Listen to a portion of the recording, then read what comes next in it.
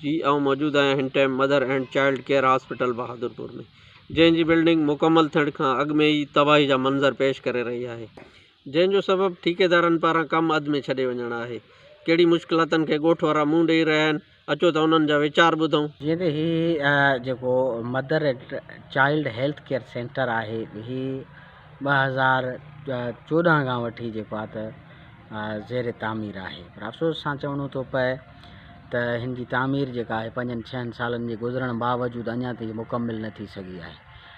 ऐं हिन mother and child health centre मां या हेल्थ केयर सेंटर मां जेको आहे आम माण्हूअ खे, जेका बहादुरपुर जी आवाम हुई या भरपासे जा माण्हू आहिनि या भरपासे जी जेका आबादी आहे, उनखे खोड़ सारियूं उमेदूं हुयूं त जॾहिं हीउ सेंटर ठही जुड़ी पूरो थींदो त हितां जे माण्हुनि खे या हितां जूं जेके नारियूं आहिनि या औरतूं आहिनि, उन्हनि खे किथे अचु वञ जी ज़रूरत न पवंदी, किथे बि दरपदर न थियणो पवंदो। पर अफ़सोस सां चवणो थो पए त हिते अञा ताईं हिन जो कमु ई मुकमिल न आहे। जो तामीरात जो जेको कमु आहे उहो अधूरो ठेकेदार खणी छॾे भॼी विया आहिनि ऐं अञा ताईं ही सेंटर जेको आहे हेल्थ डिपार्टमेंट जे हवाले न आहे थियो। हाणे इन में का करप्शन थी आहे या न आहे थी आहे, उन हवाले सां बि अञा ताईं का कमेटी या का ॻाल्हि ख़बर जेका आहे आम माण्हूअ जे साम्हूं न अची सघी आहे। तंहिंजे करे लॻे थो त हीउ जेको पैसो आम माण्हूअ जो पैसो आहे जेको हिन जी तामीरात ते लॻायो वियो, त उहो बि बेलाभ साबित थींदो बहादुरपुर जे माण्हुनि जे लाइ।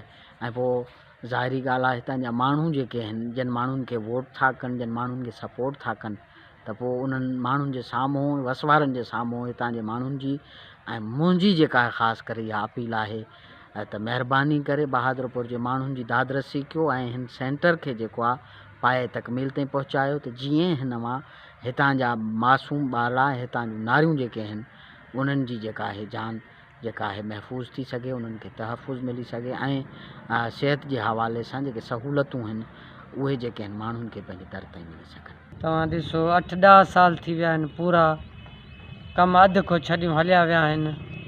अगरि अस्पताल ठहंदी ॻोठ वारनि खे, तर वारनि खे फ़ाइदो थींदो।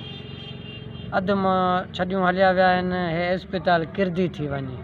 अगरि ईअं हलियो त हे त अस्पताल किरी पए, उहो बसि अधु खां छॾियूं 8-10 साल थी विया आहिनि, हलिया विया आहिनि त मोटी न आया आहिनि। महिरबानी करे हिन जो कमु जल्दी स्टार्ट कयो वञे। मुंहिंजे वस वारनि अमलदारनि खे गुज़ारिश आहे, MP MNA खे, मिनिस्टरनि खे इन जो कमु जल्दी चालू करायो। ॻोठ वारनि जा वीचार ॿुधा। उन्हनि जो चवणु आहे त असांजे ॻोठ बहादुरपुर में हिन अस्पताल जो कमु मुकमल करायो वञे, त जीअं असां हिन अस्पताल मां फ़ाइदो वठी सघूं। कैमरामैन शाहबाज़ बहराणी सां इमदाद जान बहराणी, जेकब न्यूज़ बहादुरपुर।